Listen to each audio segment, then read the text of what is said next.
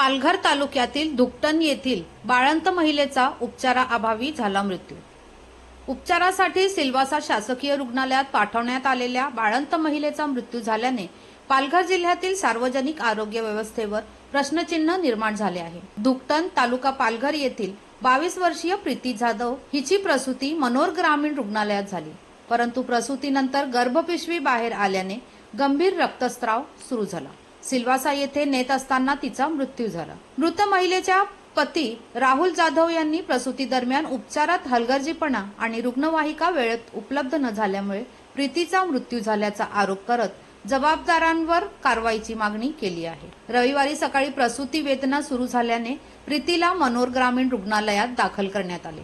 तपासणीत गुंतागुंत आढळल्याने डॉक्टरांनी तिला मनोरमधील स्त्रीरोग तज्ञाकडे पाठवले।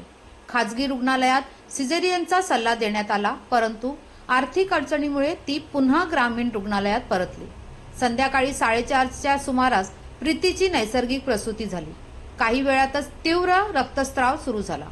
डॉक्टरांनी तिला वलसाड येथील रुग्णालयात नेण्याचा सल्ला दिला, मात्र ग्रामीण रुग्णालयातील तसेच 108 क्रमांकाची रुग्णवाहिका वेळेत उपलब्ध नव्हती। खाजगी रुग्णवाहिका बोलवण्यात आली। गुजरातच्या दिशेने जाताना रुग्णवाहिकेतील ऑक्सिजन संपल्याने परत जाऊन सिलेंडर घेऊन पुन्हा प्रयाण करावे लागले।